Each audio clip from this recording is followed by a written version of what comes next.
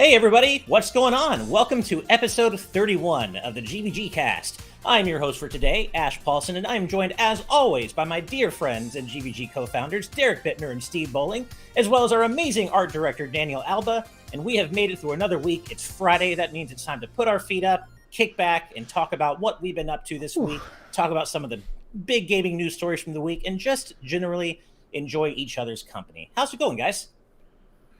I'm tired.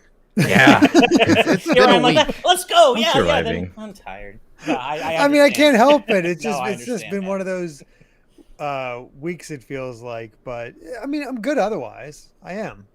Yes. It's just general exhaustion. That's all. I want to know. I'm even seeing it in the chat, and I saw it on Twitter a bunch. How did so many people get Sonic Frontiers and we don't have it? It broke street dates somewhere, and I have no idea where. Listen, if you're in the chat, tell me where. Like, I will. Doesn't it come out tomorrow, or when does it come out again? Tuesday, I believe. It's the Tuesday, 7th, right? Yeah. I've got the weekend available to play this game. I know. So if one of y'all has access to it somehow, hit up your boy. Let me know. I want to try this. It actually kind of hurts because I think I might know of a place that may have broken street date here in SoCal, and I would go and be like, hell yeah, I'd just let's go. But I'm having car trouble, and my wife is actually going to be gone this weekend, so I can't. But are you having leg trouble, Ash? Yeah, exactly. I could just run there. That's true. I could just run Do all it the the way. Sonic way. Do it the Just run. Sonic way. I can't wait, you guys. Oh man. I am so hopeful, but I'm also so nervous. Like, I'm still not like sure until like I need to see like. So I'm gonna. By the way, Ash, you're doing that thing where you're like off to the side and Link is the subject of your video feed.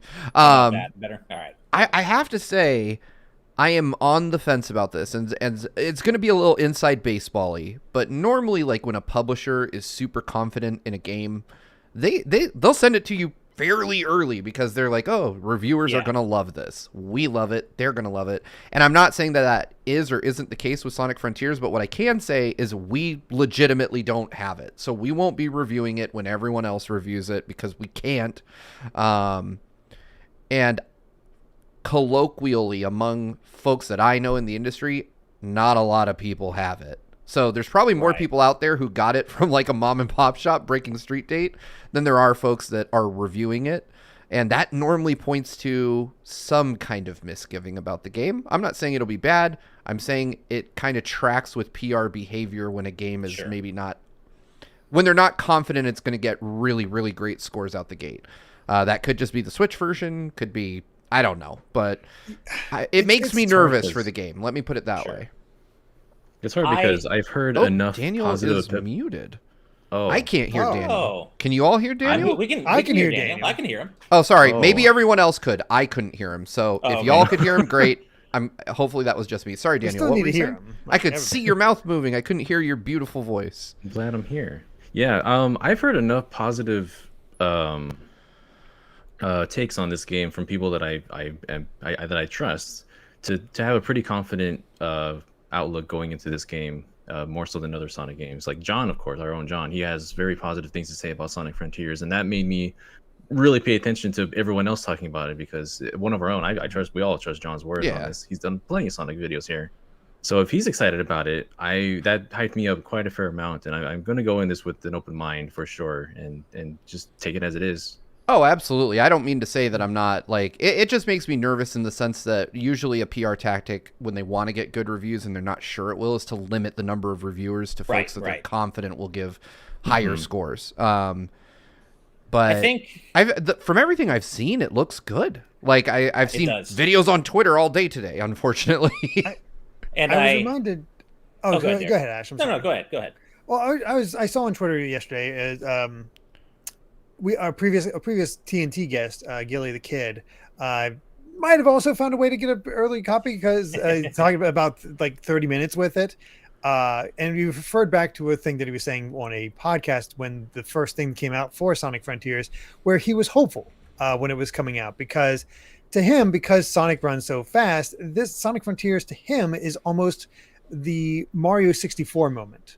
of the franchise. It's the chance to open up, Ooh. be different, give him the room to run around, and it's a collectathon. There's a lot of things to collect and do.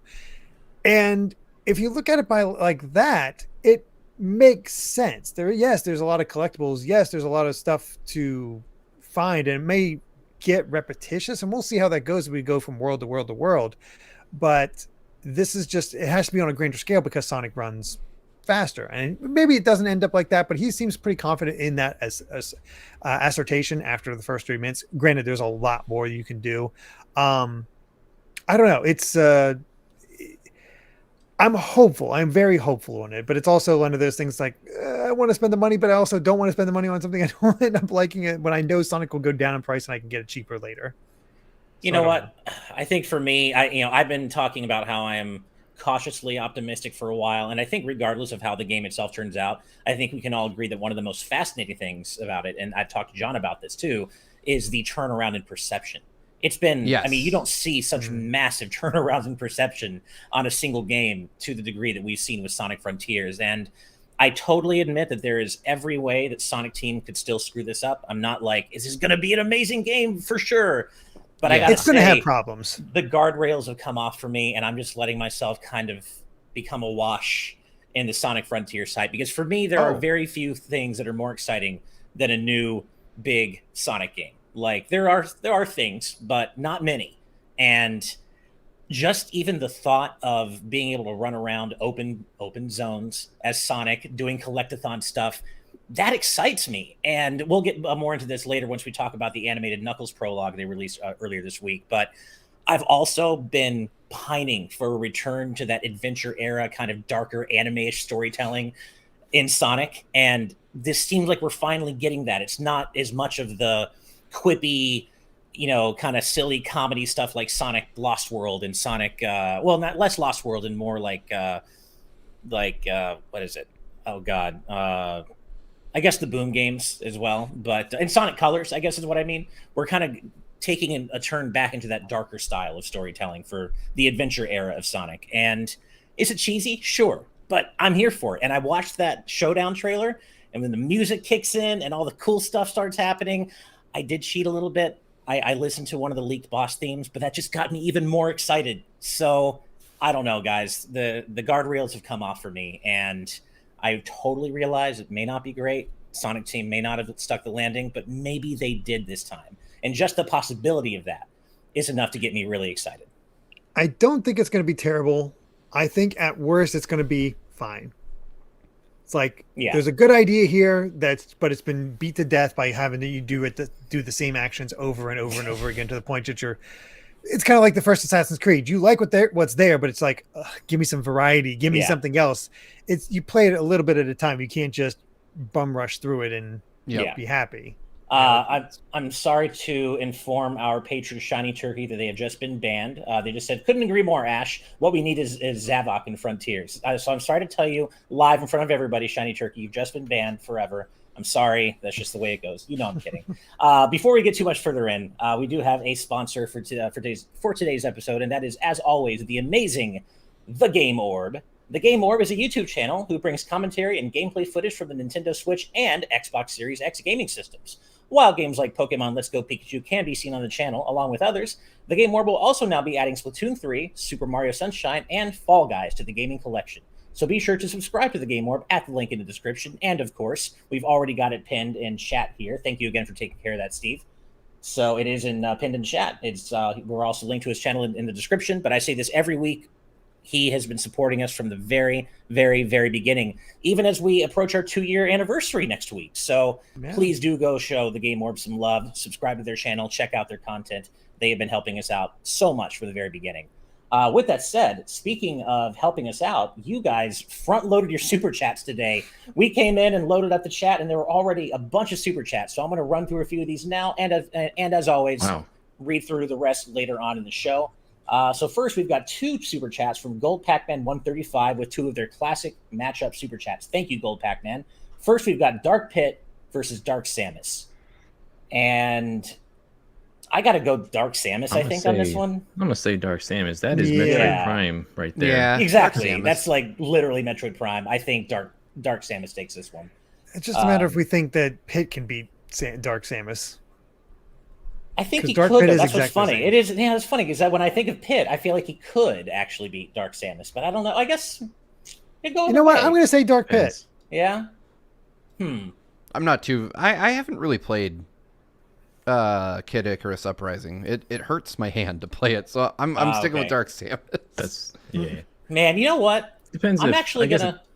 Go ahead. I Dan. feel like Pit could with the 3 sacred treasures, but then we don't ever see Dark Pit actually use the 3 sacred treasures, which I think is at his most powerful. So I still say Dark Samus though. You know what? I think after the point you made, Derek, I'm switching over to Team Dark Pit because I think Pit probably could, and I think if Pit can, then Pitu can. And when you think about Dark Samus in its own games and in the boss fights, it's never really that hard. So No. I'm gonna go with Dark Pit. Actually, you persuaded me, Derek. You persuaded me. Next is Kamek from Mario versus Infinite from Sonic, and I don't even remember. Infinite, as lame as he ended up being, was actually pretty powerful, though, right? I guess. It seemed like it. I don't know. This one's kind of a wash for me. Probably Infinite. Yeah, probably Infinite. I mean, Kamek could Yeah. probably hold his own, but I think, yeah, if anything, Infinite would just out bullshit and out edgy Kamek to the point Well, where Kamek's like, I Kamek can't can take also this just- anymore. He's also kind of a joke, so. Yeah. Yeah. We'll I go would- with Infinite. I thankfully have never played Sonic Forces, so I'm good. I guess I'll go with Infinite since you guys are, because I also don't really see Kamek as a threat at Right. any level. What would you rather do, Steve? Play Sonic Forces or eat pineapple on pizza? Sonic Forces, Fair enough. Well, Sonic Forces You're doing one of while- those today. getting shot by a taser. And those happening. Nice. All right. Next up is Duncan Metcalf with $5. Thank you, Duncan. Hey, GVG, hoping you could give my friend good vibes as he's going through a divorce right now. Thank you. Oh. Well, absolutely all the good vibes to your friend. That is such an incredibly difficult thing to go through, any separation. Yeah. So please Yeah. forward, our love onto your friend Duncan. Wow, we have one more matchup from Gold Pac-Man 135. Going hard on the matchups today. Thank you very much. We got Thrall from Warcraft versus War from Darksiders, and I'm going to be honest, I got no clue. I played like 5 minutes of Warcraft and none of Darksiders, so I go with War. He's Yeah. literally a horseman of the apocalypse. that War. probably Yeah. sounds like the way to go there. All right. All right, one more for now, and then we'll go ahead and move on with the show and read out the rest of the super chats later. As always, thankfully, we have an incredibly generous $50 from our good friend Aramis Baramis. Ooh, Thank you so goodness. much. Hey, GVG crew. Hey, GVG crew. Here's to a great cast. With the year closing and in wake of a new release in the niche genre overlap that is the farming RPG, is there a game for you from 2010 onward that got excluded from the Game of the Year discussion that you feel shouldn't have? Thanks. Oh, man. Any Animal Xenoblade Crossing. game. Yeah, any Xenoblade game. There you go. Pretty much. Yeah, I feel like Xenoblade 3 is probably going to be excluded this year, and it shouldn't be. Mm-hmm. So yeah, that for sure. Part of me wonders if Horizon's going to escape the conversation this year too. I hope it doesn't. I don't think it really will. deserves to be there. Okay, I hope not. Yeah. Anything else? Tough. I was gonna say Animal Crossing, but then I realized it was nominated. It just didn't win. Right. Yeah. Right. Man, I mean, I feel like some of the indie games I play, like I would personally have nominated them. Like, for me, a couple years ago, one of my games of the year was Sayonara Wild Hearts. Barely anybody else talked about it, but I think that's because it's a pretty small indie game that most people just didn't even see or even know exist. And so there are a lot of those games where I feel like they just aren't big enough to make it into the wider conversation that I feel should not be excluded. But then some do push through that, like Celeste, and are rightfully included in the conversation. So, yeah. For sure. Any other ideas for you guys? Problem is, I'm trying to every game I think of, I realize was nominated. I'll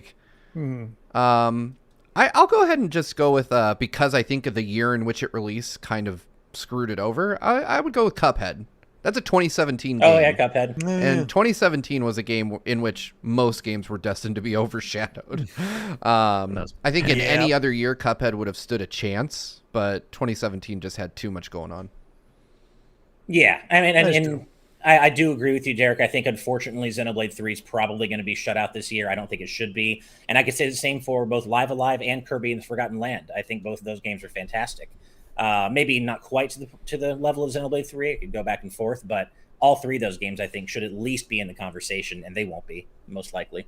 So, yeah, that's a bummer. But I feel go ahead, like Steve. Game of the Year discussions, you get like maybe two, but almost certainly one like token Nintendo nomination. It kind of Sure. sucks how like Nintendo games routinely get shafted at Game of the Year, but I don't know what token game would be though. To be honest, this year. It's not going to be Kirby. Bayo Probably 3, maybe. Maybe Bayo 3. Maybe. I don't think Bayo Probably. 3 deserves it, to be honest. I've played enough of it to know it probably isn't a valid contender. But the Game of the Year nominations tend to go for mass market, mature games.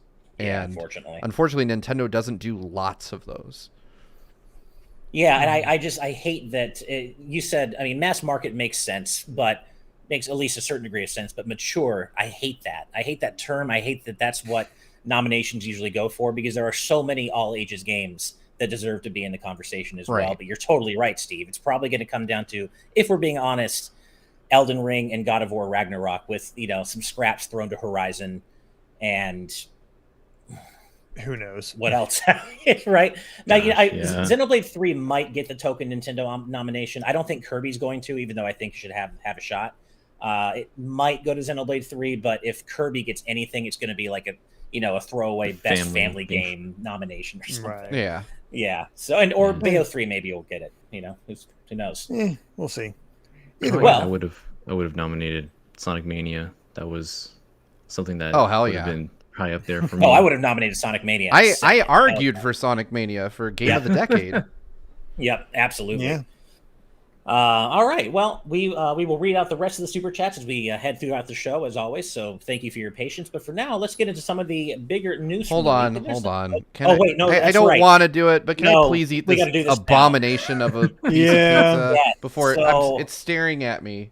We got to During fulfill. our recent spooky subathon, one of the goals we reached, one of the donation goals we reached, basically includes Steve having to eat a Hawaiian pizza, or at least a bite thereof, because he has expressed his sincere distaste and hate for the idea of pineapple on pizza before, and so our patrons, being as loving as they are, wanted to have Steve do this as an incentive, man. So Wonderful. it's all you, man. I mean, That's- honestly, the thing I feel bad for you the most is how much you spend on that damn thing. Yeah, this thing was like $30. Ridiculous. That's I ridiculous. That hate is this for absurd. myself. Just so Jeez. nobody can say I'm It faking. looks so good. There's I the want it. disgusting chunks of devil fruit on this thing. Devil It looks fruit. good. All My mouth is right. watering with anticipation I for wouldn't have you. it. My No, I'd eat it. bile Easily. duct is I would raging not. at the thought of this. Oh, it's Sorry. not $30 for a single slice. He got a whole thing. Hopefully, his daughter's like pineapple on pizza. He looks like he's gonna Oh, throw up. The grimace. Oh face. God, See, my mouth is watering just thinking about the That's gross. he looks like he's gonna throw up. dance I of am. sweet and savory currently going on in your mouth, man. I don't know. Oh, you poor thing. Such a beautiful, beautiful dance. Just very gently. You gotta get it down, man. You gotta get it down. Drink to the past says, "You can do it, Steve. Swallow." Oh god. Oh, he's savoring. Oh man, you're savoring Oh. it now. Oh God, I feel bad. That took you a while, man. Part of me thinks you were actually kind of enjoying it. Nope. You wanted to keep it in your mouth. I certainly have never had people cheer me on to swallow in my life before. But Welcome to oh, Friday night. that was awful. I Man. was struggling to keep it in my mouth. Oh god. That's a. Thank that's a God good Kitty Con's that's on a good Also- break. That's a good one. That was whew, my eyes almost started to water. I did not enjoy that. So That you only was, have 7.5 more slices to go, right? Fortunately, Nick is here visiting Oh, me, good, and so okay. he's out there okay. eating the rest of that terrible, terrible Okay, cool. abomination. He Oh, has nice, he has nice. taste. Damn, I was gonna say just mail me the rest, man. I'm sure it'll still be good by the time it gets to me. I truly Sweet. wish that I did not have taste at that moment. My God. Oh, it's chewy. It's chewy. It's springy. That's gross. Oh. Terrible. Oh, What brand? Like Good what Lord. pizzeria? Like I got Hungry Hungry Howie's? Howie's, which is Okay, like Hungry the Howie's. place that can deliver to my house the quickest and is of reasonable quality. I also got myself like a Chaser regular piece of pizza. So that it's good. I Probably a good thought if idea. it got really, really bad that I would take a bite of that to help me. But it wasn't. It definitely made me want to vomit. And I think had I not been in front of a camera doing this for a live audience, I may have just spit it out. Like, Yeah, I was gonna say you probably ooh. got a napkin or something. Ooh. So, oof. It's more textural than flavor, but the flavor is not great. Right. Well, even though we may disagree on our opinions on Hawaiian pizza, some of us think it's nasty, some of us don't. I think we can all agree on this one thing that absolutely is objectively nasty that I want to get out of the way first so we can just get it out, talk about it, get it out of our system, and move on to more exciting stuff. That symbiogenesis thing not only ended up... You Not suffer only- now. I know. Oh, I am. So, Steve, I agreed with you that it was most likely not going to be something most of us or any of us wanted. What I didn't think was it was going to end up being the forgot worst possible The worst thing. conclusion. And you thought third birthday was the worst thing associated with Parasite Eve. Well, this isn't associated with Parasite Eve at all. That's the thing. It's a fucking NFT collectible art project. The thing that makes damn me it. so sad is that I called it. I just didn't call it Yeah. hard enough. Like I was Yeah. like, Right. oh, it'll be a arena shooter. I should have like treated it like a motorcycle and just turned really hard into it and been like, it's gonna be NFTs. Yep. Like I wish I had. And I swear, and keep me honest, your chat. I could have sworn somebody in our live audience chat said NFTs last I week. think somebody did. I think so. I I, think don't know who somebody it was, did. but So somebody whoever said you are, I respect the levels to which you realize Square Enix would be willing to stoop strictly to foresight, upset man. Ash. I just didn't think it was going to be the worst possible outcome. I figured it would be disappointing, but I just didn't think it was going to be NFTs, like an NFT project. I knew there was It's a pretty decent hilarious. chance it wasn't going to be something Parasite Eve related at all. That it could be something Like completely unrelated. I go back to when Square like had the audacity to so go to hard. PlayStation Experience and be like, we're bringing Final Fantasy VII to the PlayStation 4, and then they showed the Steam port. Like that Right, that that's company did That that. was- I had no faith that they were going to give you what you Yeah. wanted, unfortunately, because I still want Yeah. Chrono Trigger 2D HD from them, and I'm certain it's not going to happen. Did you see that fan concept, Steve? Yes, I did, and it. Oh, Oh I my did. God, my heart. that hurts. It looks so amazing. I just want this, and I know that somewhere some goblin in Square Enix is like taking note of these Goblin. things, and they're like, well, not doing that anymore. People really liked that. Let's not do it. Shout out to Engadget for their headline on this story, because their headline is literally Symbiogenesis is some NFT garbage from Square Enix, not a Parasite Eve revival. That is just the whole headline. Yep, there you go. And That's that's all you need to perfectly In a know. stated. nutshell. Yeah, so bummer. I mean, more than the bummer. It's really, really sad and unfortunate. I feel personally attacked, as I said on Twitter, but whatever. I'll still always have the original 2 Parasite Eve games. Good thing they never made a third one. That's probably That it never happened. it never happened. So Just like the pineapple on pizza has never been invented. It's just That's right. never happened. That's right. let's turn the page to something I think that you actually are pretty excited about, Steve, or at least might have a slightly more positive take on than maybe the rest of us here. So let's find out. So we did find out earlier this week that PlayStation VR 2 launches on February 22nd for $549.99, which is more than the PS5 itself. Yes. And that's got some people talking. And Steve, I do want to start with you So- on this because you have some thoughts, right? Yes, I do. I do. All So the thing I have to say, I get that launching a VR headset that costs more than the hardware it hooks up to is really difficult, right? And I don't begrudge people who look solely at the price of the PS5 and the price of the headset and go, holy hell, I don't want, that's crazy. I get that point of view. But I also think that those folks aren't looking at the current landscape of what VR costs in general. First off, PSVR 1 ended up costing more than a PS4 because they didn't give you controllers with the damn thing. Right, you had to right. buy the controllers for another $100-something separate. And in the end of the day, to actually be able to play PSVR, you spent more than a PS4 cost. So that's not news necessarily. But what I find really intriguing And I admit fully that I'm like a VR person and a tech person. So, to me, the first thing I thought was, well, what the hell are the specs on this thing versus what's out there, that you can get that's similar, right? And the closest thing to it is Valve's own index, right?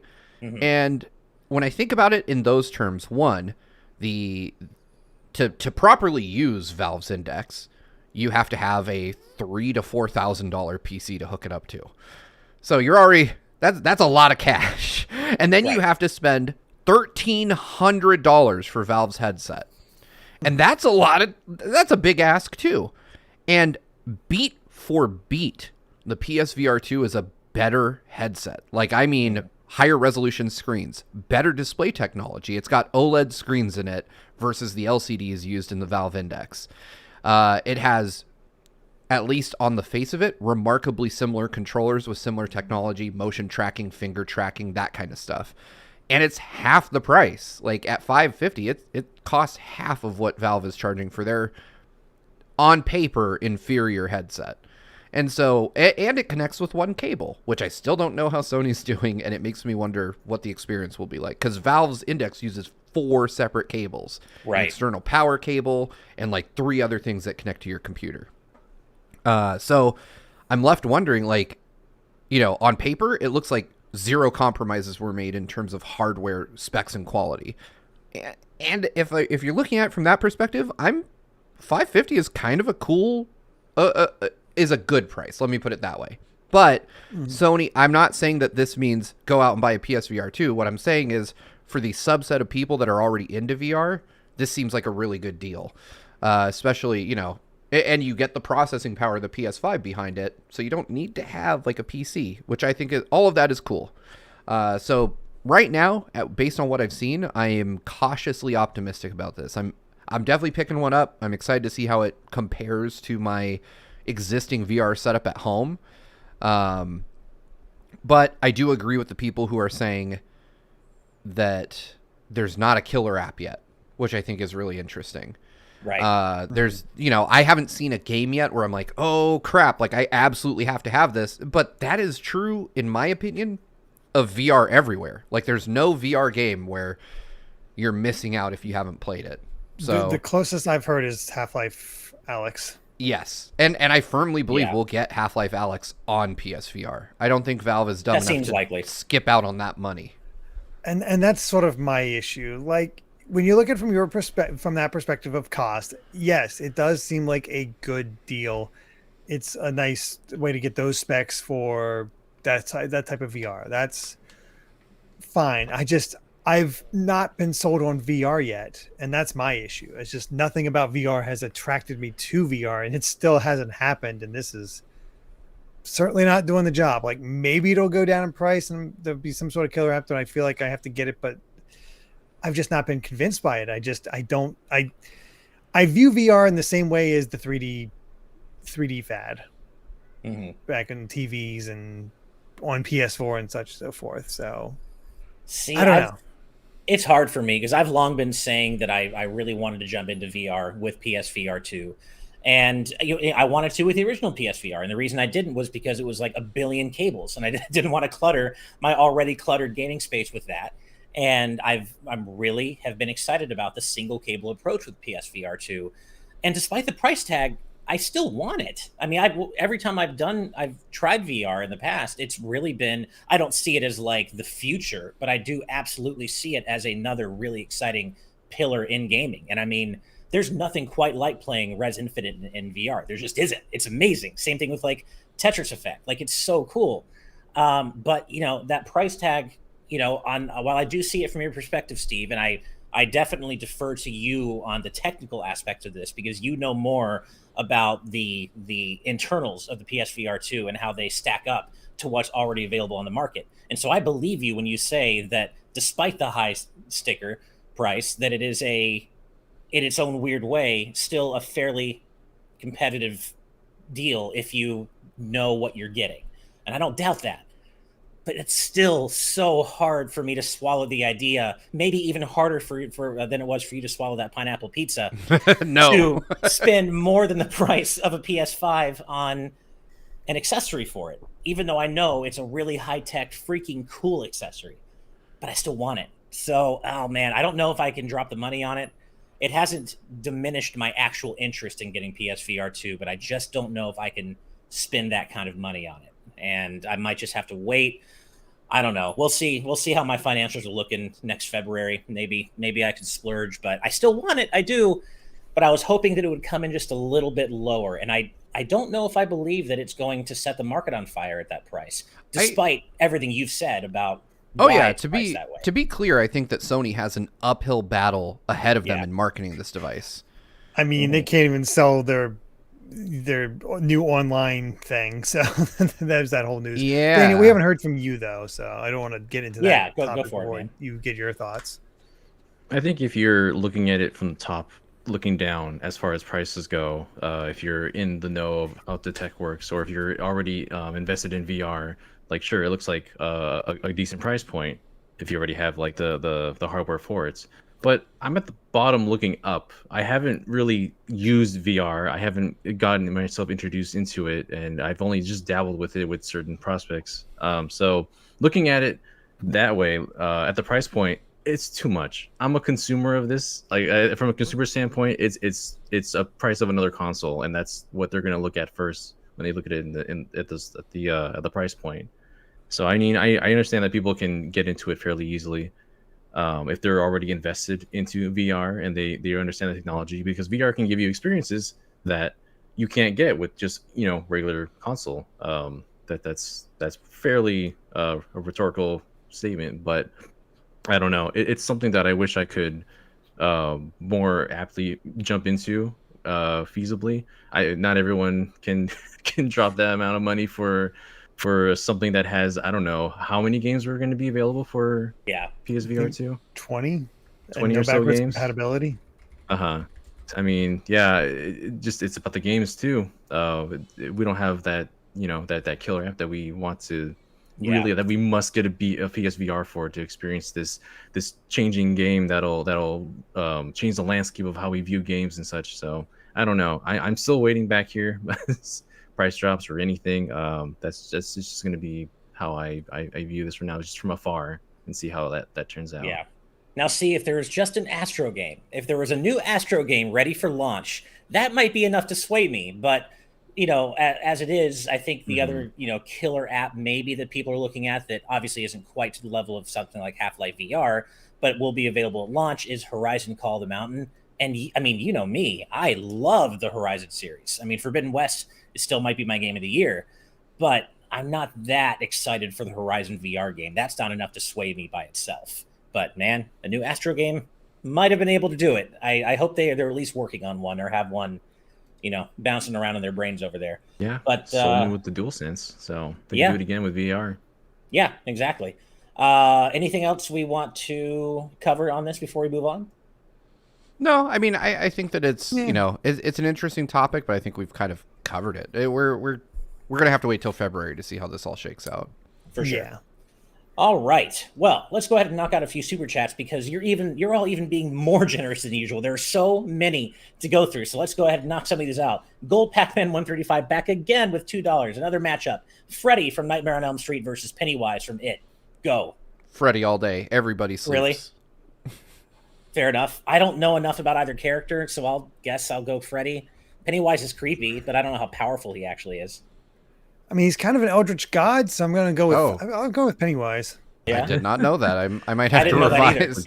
I just thought he was a clown. No. That's what he wants you to think. Yeah. I mean, Freddy had trouble taking on Jason and teenagers, so I don't know. Oh, holy shit! You're not kidding. I'm reading this now, and I'm like, what the hell is Pennywise? Yeah, okay. Pennywise takes it. Sounds like it's Pennywise then. Yeah. Also, you get put by a bunch of 10-year-olds. So, I mean, it's what the plot demands, but I don't know. I'm going to go with Pennywise. All right.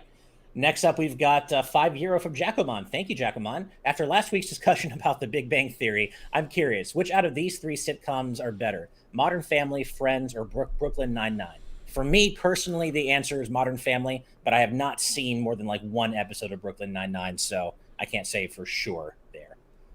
I like Modern Family. Precisely one of these series, and it's Friends. I can't. I've never seen any of either of the other two.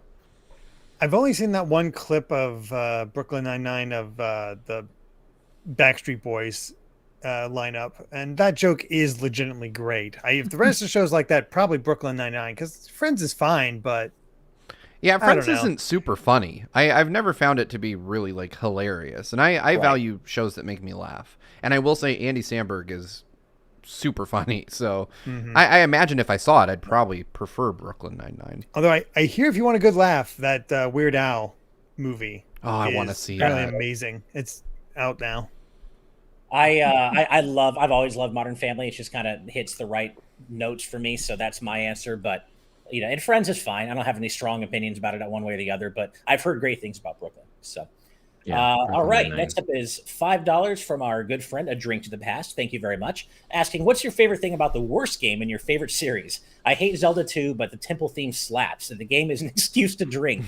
Well, fair enough. I hate Mega Man X7, but it has a few good tracks in it. X, when you do finally unlock him, is obscenely overpowered, which is how it should be. So there you go. I like that X is super OP in X7, even though the rest of the game is garbage.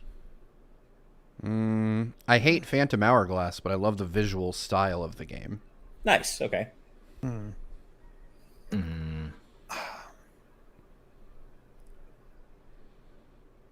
I hate Kane and Lynch too, and I'm glad that I never have to play it again. No, I remember you mentioning that. Wait. Hold on. Worst game in your favorite series? I'm not going to let you say Kane and Lynch is your favorite series. I missed the part of his favorite series part. Worst game in my favorites. Oh, my favorite series is Kingdom Hearts, but worst game, Kingdom Hearts, but worst game. Series. Probably one of the ones that has long division in the title. No, it's mobile. It's one of the mobile games. I don't get into mobile, but they have good stories. That's the frustrating part, is that the mobile games, despite everything, have legitimately good stories. Yeah, it's like Chain of Memories. Love the story, but I hate playing it. Mm-hmm. What about you, Daniel? Let's go with. Oh my gosh.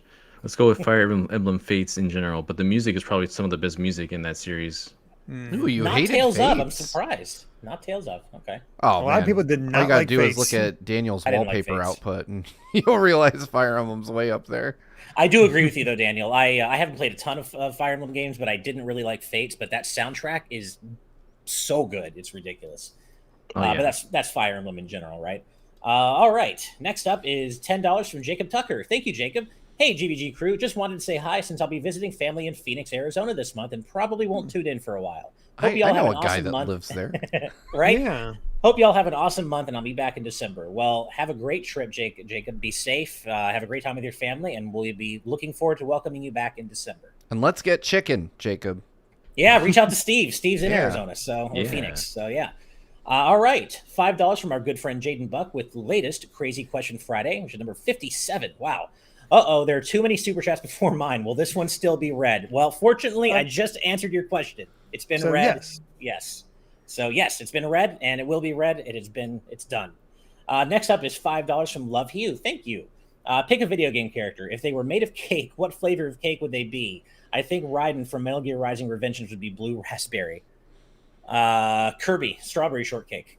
Oh, damn it. You took an easy one. Yeah, you did take an easy one. Yep. Sorry, not sorry. Link would be carrot cake.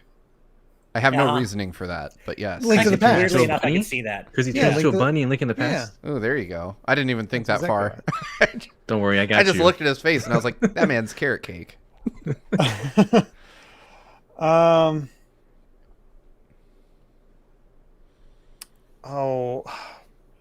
What's the Wario's garlic cake? Ew. What are the little sandwich cakes? What are they called again? Ice cream sandwiches, or no? Just there's these small layered cakes. I know what you're talking about. Ladyfingers. That's it. Thank you, Jason. Okay. That's Jill. That's Jill Valentine. Jill sandwich. Oh, nice. There we go. I like that. Mario would be vanilla cake, just like his personality. I like it. That's true. Yeah. Toon J, Took everyone a moment. Thanks, guys. Toon J in our live audience chat says Mega Man is Blueberry. I thought about that, but I thought it would be too obvious for me to say that, so that's why I went with Kirby. But I could go for an even easier one, Steve. Vanillite or any of the Evolution line would be Ice Cream Cake. So Ooh, there you go. Easier than Kirby. That's true. Strawberry Oh my Shortcake, goodness. Yeah. All right, we'll do a couple more, then move on to the rest of the news. Waffle King 1480 with $4.99. Thank you. PSA Adventure Time. Hey, Ice King, why'd you steal our garbage? Is a better Link 2. Zelda 2. Plus, it's made by Way Forward. I've heard that about it. I've heard it was Zelda 2 inspired, but is actually better than Zelda 2 in a lot of ways. I haven't played it, but I remember hearing that discussion surrounding it at the time that it came out. Did any of you play it? Yeah. No. I don't really like Adventure Time. I know that's probably going to piss someone off, but I think I'm a little too old for it. Not that you can't. It just didn't catch me at the right point in my life. Gotcha. All right, one more. Ethan Zills with $1.99. Thank you, Ethan. No message, and if there is one in chat, I'll scroll up and find it. But for now, thank you for that. But for now, we do. God, there's so many super chats. You're all so generous, but we have some more news to talk about. Thank you. So we just talked about something you're excited about, Steve. So let's pivot to something that, surprisingly enough, it sounds like you're not, and that is the Sonic Frontiers Prologue Divergence animated short. Oh yeah. And I'm just going to come out and say it. I fucking loved it. And I think most of us might agree with that assessment. But Steve, you and I were talking before the show, and you were saying, you were suggesting that maybe you don't agree with us. It's just kind of there, man. No. Yeah. Really? I watched it 3 times to try to, I was like, why don't I like this? I don't hate it. I just didn't hype me up at all. One, I know that this ain't gonna be in Sonic Frontiers, and I already know that Knuckles guards the goddamn Chaos Emerald, or the Super Emerald. I know that nobody's there. I've played Sonic before. This ain't my first time. You're teaching me shit I know. And then he gets into a fight, and I'm like, cool. He fought someone. I've learned nothing. I think I was hoping. You're not wrong. I'm gonna Xenoblade 3 this and say I was hoping for something a little bit meatier. I wanted some lore. I wanted something I didn't know about him, but I got everything I already knew plus fight. Fight was cool. He's Animation was great. chow. Art style was cool. But it just didn't give me much. I will Xenoblade 3 this as well, Steven. Say you're the guy with the gall. How dare you? So not bad. Animation wise, It's great. It's just, to me, it's the same as the Smash anime intro. It was cool. I really liked it. Didn't add to my excitement for the game though, at all. Just a cool thing that exists. For me, I think what it goes back to is kind of what I mentioned earlier about this apparent return to that darker anime era of adventure style storytelling, and we get literal adventure lore. We see Tikal. It is straight up just Knuckles opening from Sonic Adventure. Yes, it is. But the thing is, just like you did, I think you're putting your hopes in the wrong basket, just like you did last week with Symbiogenesis. Just because there's a dope animated short does not mean that it is indicative of any way of the storytelling or quality of the game. This is something that was made independently of the game with some direction. And I'm just saying, I would not hold out hope that we're not getting quippy Sonic. I still have enough reservation.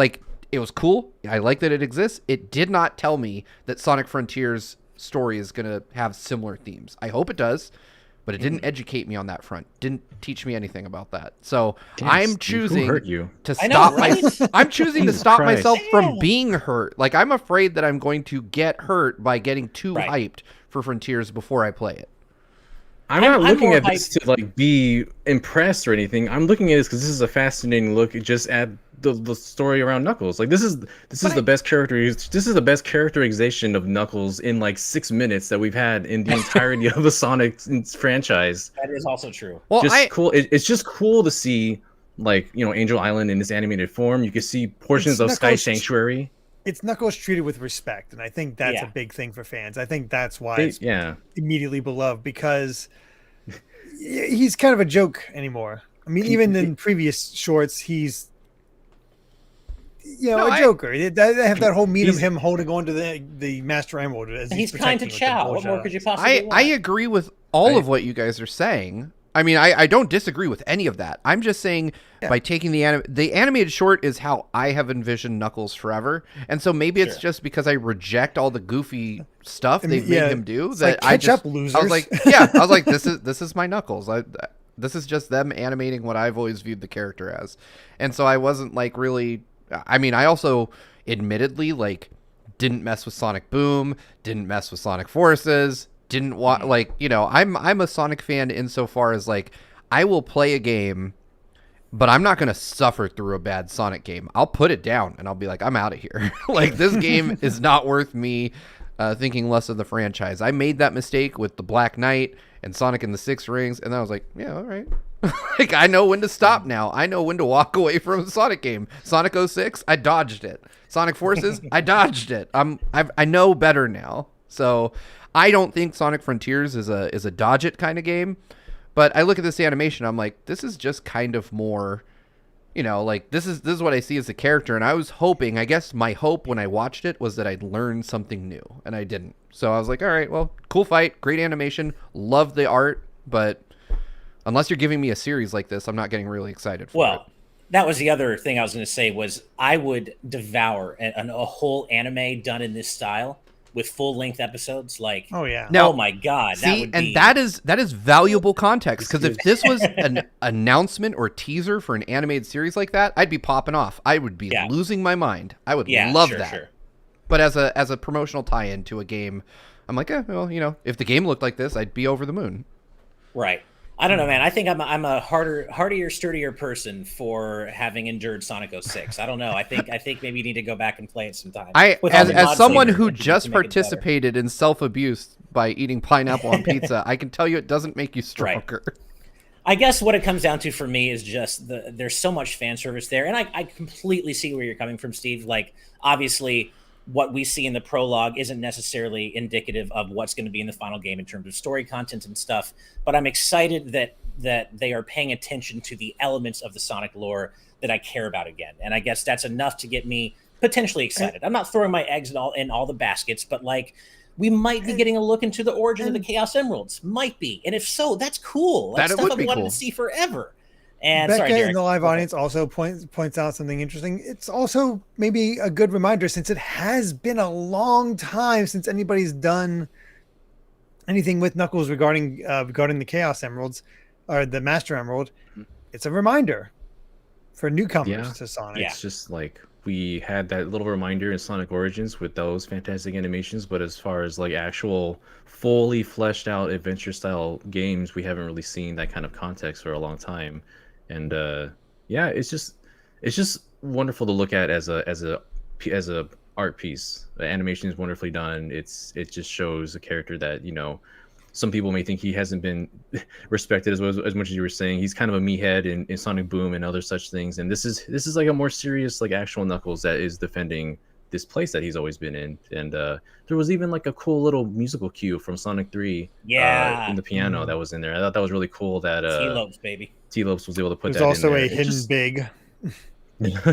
Oh, I didn't know that. I missed that. There's just so much love put in this from like Tyson Hesse and Ian Flynn, and they do so many good things with the Sonic. They understand Sonic, and I'm glad to just see that we're still seeing that kind of level of respect for Sonic in official media like this. So, And I did see some preview footage recently, and I had heard that the voice direction they had given Roger Craig Smith this time around for Frontiers was to kind of bring down his tone a little bit and give Sonic more of a weary kind of over this shit tone to his voice. And you can definitely hear that reflected. Like I heard some of his lines and he does talk in a lot.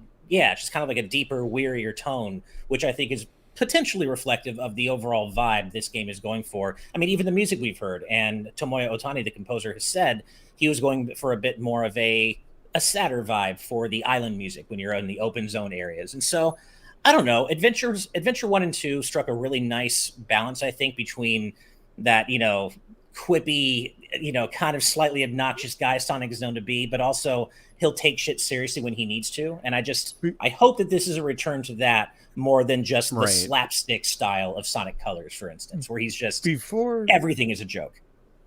Before we move on, we do have a super chat from Mighty Invincible that's on topic, so I'm just going to go ahead and read it. Yeah. with for $4.99. Thank you so much. Saying two things. One, we did learn that there's a cyberspace gate on Angel Island for some reason, and two, there are plenty of people who may only know Knuckles from the movie. So, Yeah. good point. Yeah. There is a little bit of Yeah. lore. No, but good points both, and that is one of the things that I was most intrigued by. One of those cyberspace gates has been on Angel Island. Like, what is that about?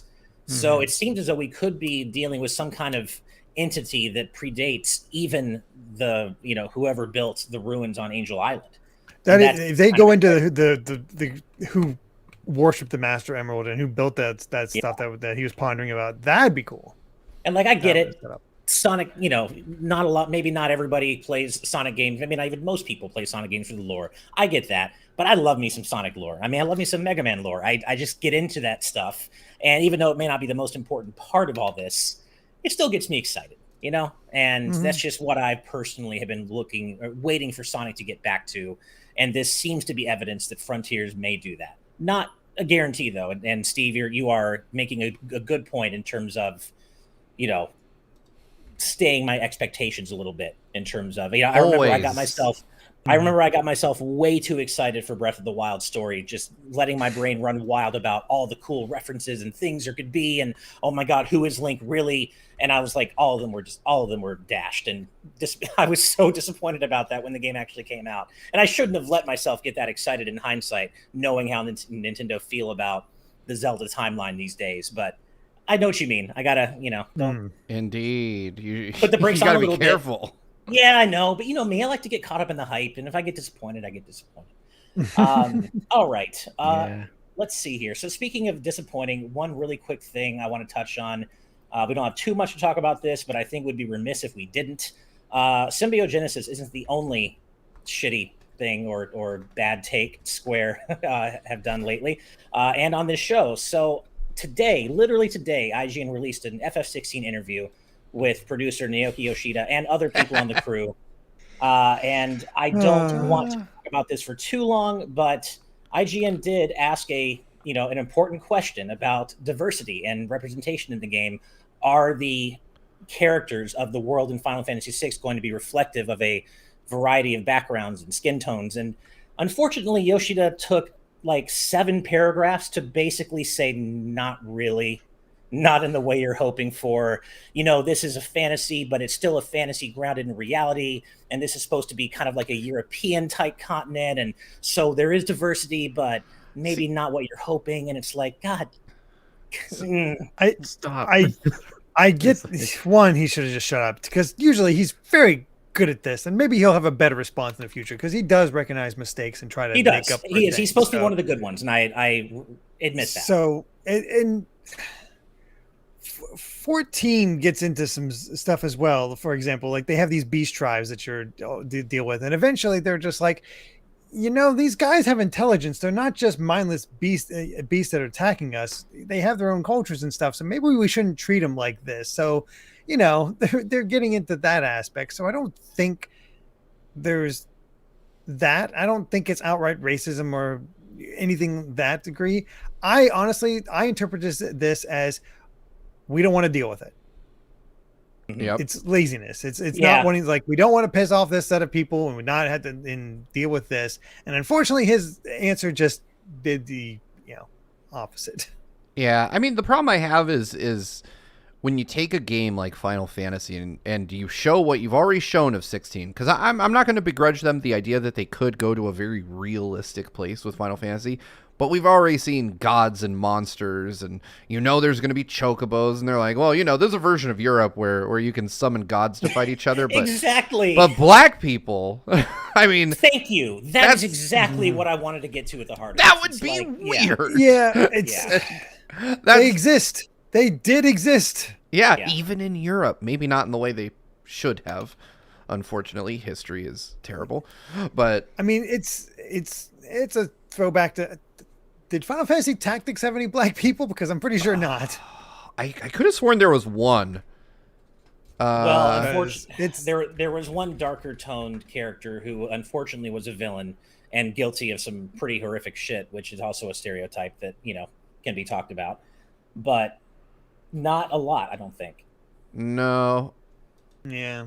And yeah, it's just disappointing. And to kind of put a finer point on it, Arkwing24 in our live audience chat says, I think saying it's racism is a little too far right now. I don't think any of us here are saying Naoki Yoshida is racist. That's not at all what we're saying. What we're saying is his response is typical and disappointing when he's, as Steve said, relying on the argument that, well, it's fantasy, or it's realistic, but then it's like, so you can have chocobos and eidolons, but not. The problem is it's the same argument that people who are racist make. Yeah, exactly. Yeah. And that is the issue. The other part of it for me is that it feels like that really ill thought out Ubisoft quote where they're like, oh, animating women is different and hard, and so we can't have a woman in Assassin's Creed because that would be hard.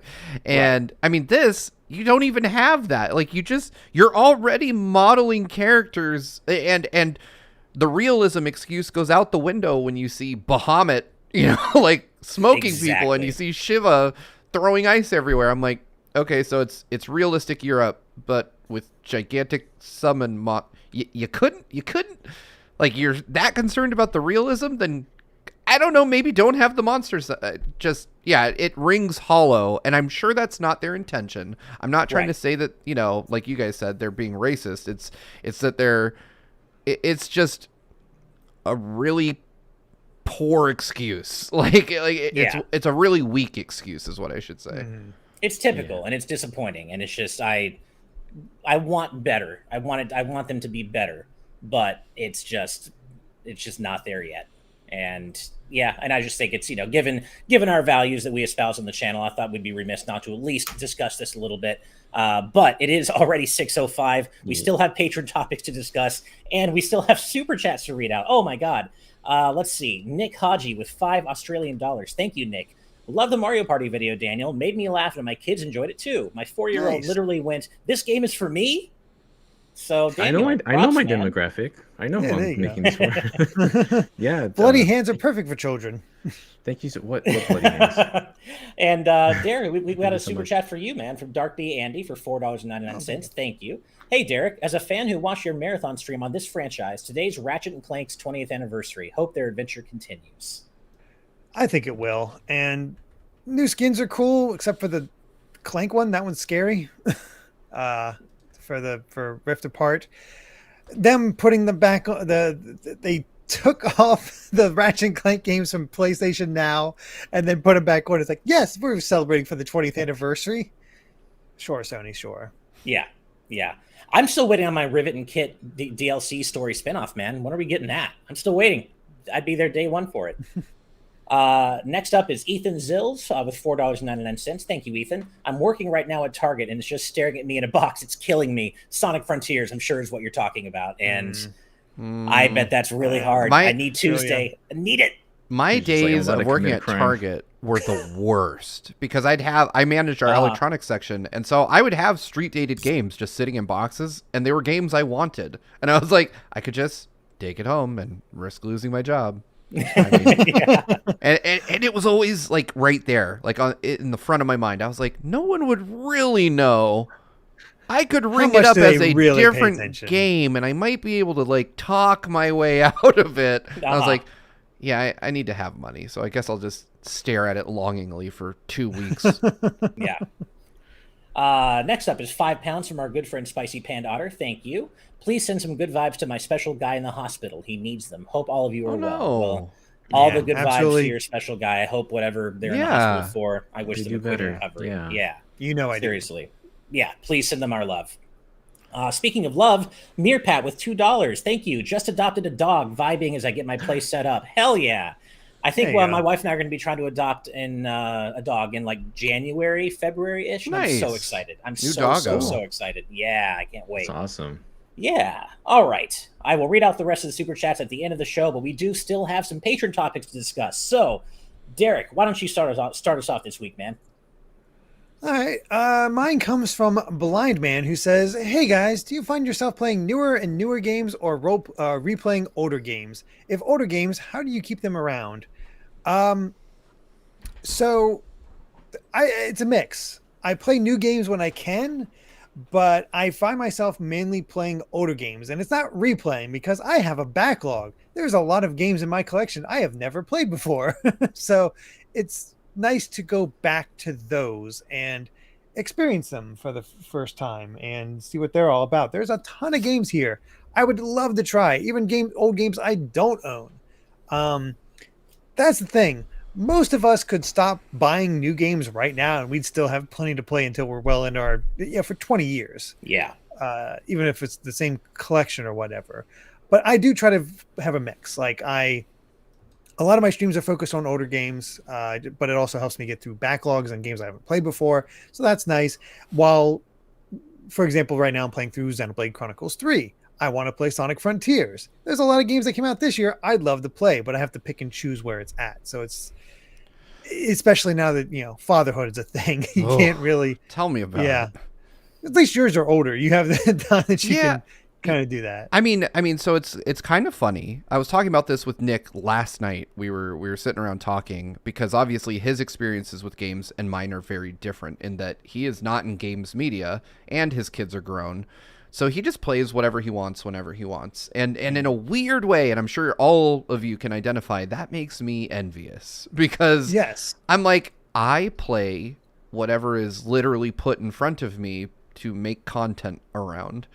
And so I never and I'm grateful for it. I don't want to sound like I'm complaining about my innate privilege, but like I played God of War Ragnarok all for the last 2 weeks and it was a wonderful game and I had fun with it. But now when it comes out next week, that hype train already passed me by. So I'm going to watch everybody get it and be excited about it. And I'm going to be like, but I'm already through it. And so now I'm on to the next thing.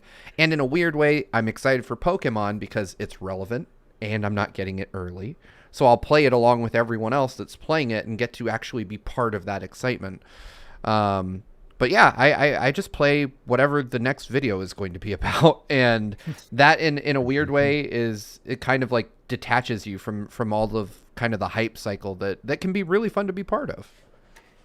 It can be, but I will say the one exception for that for me was Xenoblade 2, playing it early and just being excited to see all the reactions. Sure. Oh yeah. I will say when I played Breath of the Wild early, I was like, 1, early Zelda, and 2, I mean, that was the kind of game where I didn't want to hear about anyone else's experiences because you could go so many different ways through the game. I didn't want anyone influencing my path through. So yeah, it goes both ways, I suppose. Mm-hmm. Mm-hmm. What about you guys? I think for me, I mostly try to focus on newer games because I know that if I don't, I have kind of a tendency to just kind of fall back and play familiar comfort food games that I've played a billion times, like Sonic Mania, Mega Man X, all these games that I will replay, A Link to the Past, like games I love that I grew up with that I could play forever and never get tired of. But I need to play what's current so we can have discussions like this and so we can cover what we're covering. And so I think I right now tend to mostly play newer games, even though ideally I wish I had the time to do both because I love replaying older games just as much as I love discovering new ones. But, for me, my limited free time has been mostly devoted to gaming time, has been pretty much entirely devoted to Xenoblade Chronicles 3 right now. Soon it'll be split between that and Sonic Frontiers. But if I were also trying to play those and replay Sonic Mania for the 500th time, that's just not going to work. So I really do try to keep a focus on newer games to the extent that I can. But sometimes the itch is just too strong, and I just want to, have a drink, put on my Pulse headphones, and play through Sonic Mania again because it's Sonic Mania and it's amazing. But what about you, Daniel? Yeah, I've noticed a shift in the last couple of years just by being here. I've done a lot of games. I'm in the camp of playing games that I already played before, just kind of replaying some of the ones that were my favorites. And as time went on, I'm like, wow, the backlog is just starting to grow and grow.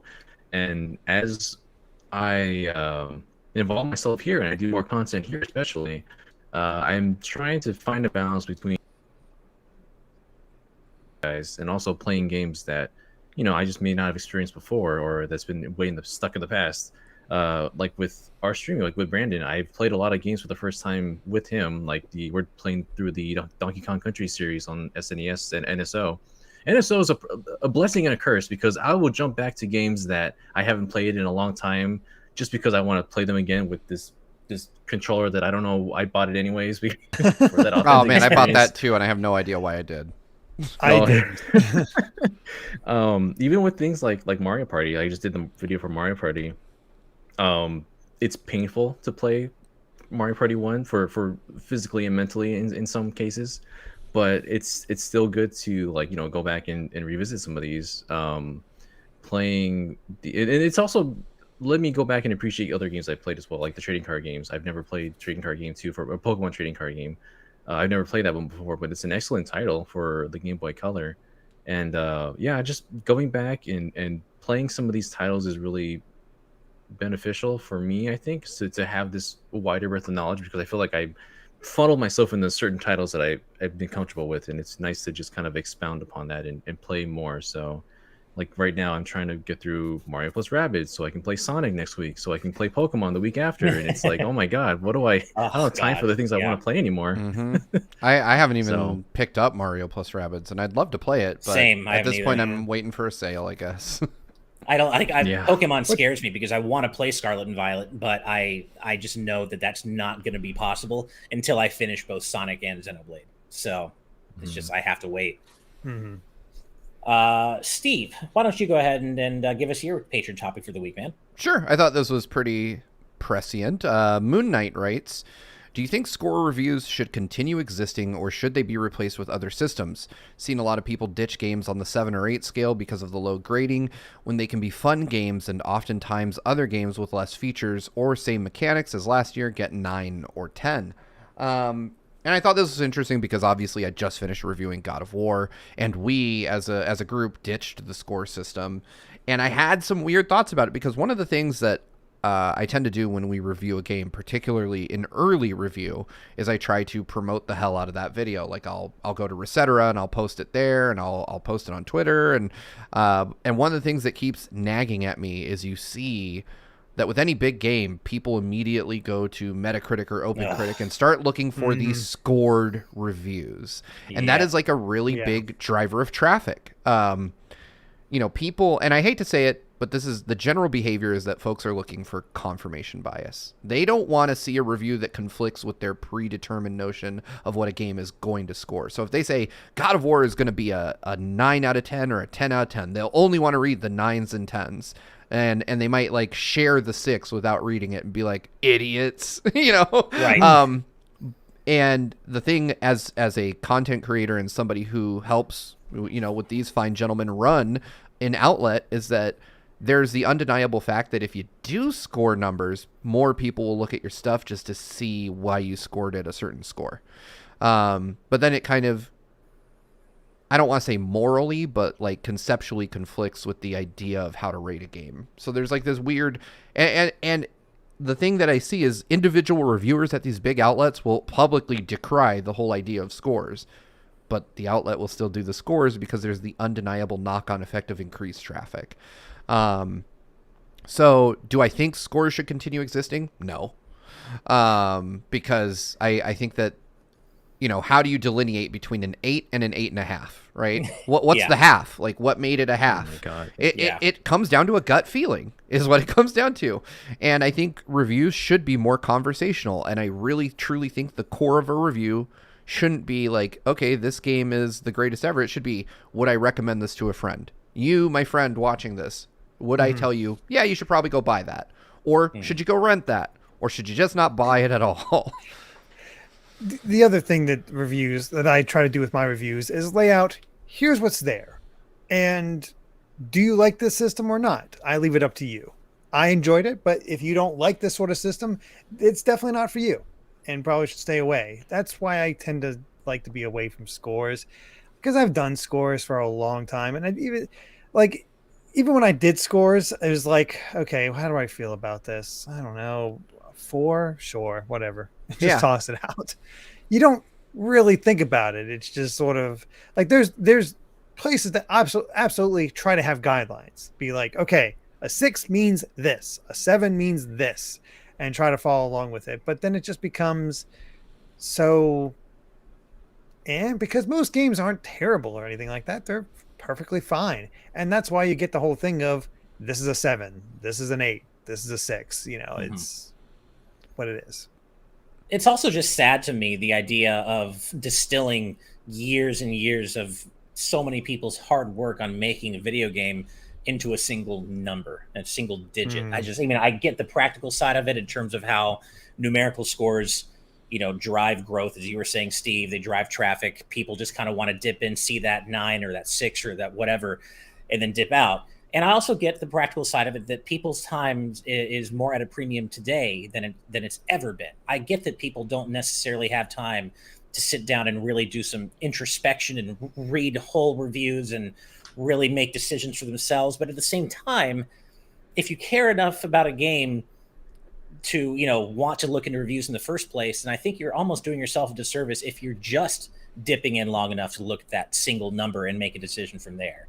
And so that's all to say. I basically agree with everything you said, Steve. And the other angle that I try to remind people, when you're consuming anyone's reviews, be it, one of ours or anybody's, is review scores aren't immutable. Like, you have to take into account the person reviewing the game, their relationship with the genre that they're reviewing, and their entire history. Like, I know even growing up reading EGM, I've quickly figured out which EGM staffers had similar opinions to mine in terms of which genres were their favorite, what kinds of games they liked. And so those scores would hold a little bit more weight for me than, say, someone who primarily covered sports games. Not because they're not talented, but because I don't care about sports games. And I don't necessarily care about the opinion of someone whose favorite genre is sports games. I'm not going to care as much what they think about a JRPG or a platformer or whatever. So I think you always have to keep in mind who is reviewing a game. And just because I give a game a great vibes doesn't mean everybody on the GVG crew would give it a great vibes. That just because someone gives Breath of the Wild a 10 out of 10, which doesn't mean fair enough. Or let's say just because someone gave Zelda Breath of the Wild an 8 out of 10, and then another person on the same crew gives Splatoon 2 a 10 out of 10, that doesn't mean that in 100% of cases across the whole spectrum that Splatoon 2 is a better game than Breath of the Wild. It means that reviewer thought Splatoon 2 was a 10 out of 10, and the other reviewer thought Zelda was an 8.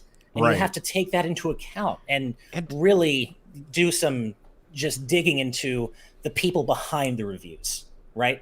Mm-hmm. I was going to say the only way... Oh, sorry. Go ahead, Daniel.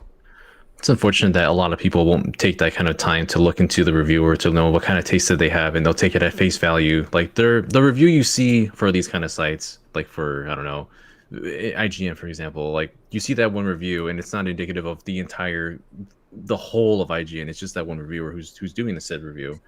And you might not agree with what they like or don't like. But, like, gosh, this is reminding me of when I used to read Nintendo Power Magazine. If you go to the review sections, oh my goodness, there was it went very granular. They would have 5 people review a game, and it would do it would just do the single decimal points. Like, it would give audio a 6.9, it would give graphics a 7.3, and it drove me crazy. And there was 5 people that did this, and they would give a total review score at the end. And while it's cool to see multiple perspectives of someone reviewing a game, it's also it's also kind of maddening to see how much goes into just putting a number to all these people's work and effort to make a game. And it feels like it hasn't really gotten much better. I don't think review scores should be a thing here anymore. It's just, what do I recommend this game to somebody based on what I like to play? Like, people will come to me asking about, is this JRPG something you would play? I mean, I can take a look at it, and I'll if I played it before, if I have any familiarity with the series, I'll make well, if I've played it, obviously I will give them my opinion. But yeah, it's hard to take any review and basically, oh my gosh, I'm losing my train of thought but basically reviews, trust the people that you trust, essentially. Like go to the people that you trust most and see what they think about these games before you make a decision, and an informed decision, essentially. I do want to push back on one thing I saw in live audience chat, and I won't call out the person because I'm about to disagree with them vehemently. But they said another thing to keep in mind is that game companies will sometimes pay reviewers to give good scores. If you're getting paid, you're not a reviewer. That's No. that's not That true. does. I mean, I will I will I not. will tell you this right now. I think actually all of us have seen more examples of influencers being paid off than any legit critic. Precisely. I will be the first to admit, and I won't name names, but I have been told in the past that I had to mark a review as an ad, and I lit fire to that email. Right. Like I threatened to pull down the review in question. I told him, I was like, there's absolutely not a chance in hell you're getting that. And I have in the past been approached certainly for a paid review. But that was like hey, we're a journalistic outlet, not an influencer. You're not going to get that. And I will tell you, without naming names, when publishers send code over, there are very clear disclosures in terms of do not you're not being given this in exchange for a positive review. You will share your honest opinions, positive or negative. And there are definitely stories of maybe publishers not liking a review and then cutting you out of the review code process, which is another crappy thing that absolutely can and does happen. Yeah. But that's way more likely. Yeah, exactly. In over a decade doing game reviews, I've never been offered money in exchange for a review. And I can say I've worked at a ton of outlets. That's not true for IGN, not true for Kotaku, not true for Nintendo Life. And I'm certain any place with like a reputation would not risk it for like the comparatively very low amount of money that would be offered to do a review. If I had actually been paid, here are the LA High Police. Hey, it's been a while actually. The reviewer police are coming for us. Yeah. Let's just say that if I had ever actually been paid under the table, all the times people have accused me and us of being paid under the table, I wouldn't be wondering whether or not I'm going to buy a PSVR 2. Sure. I'd be rich. I wouldn't be debating like, can I afford to get Sonic Frontiers? Yeah, it's like there's just, if I was actually paid under the table, I wouldn't even be thinking about it. I'd have money to throw around everywhere. So yeah, that was a great topic, Moon Knight. Thank you. That generated some great discussion. All right, Daniel, what's your Patreon topic this week, man? I didn't pick one before we chose, so we're gonna pick it right now. I can go first if you want. No, I've been looking at these. Okay. I'm gonna go with there we are.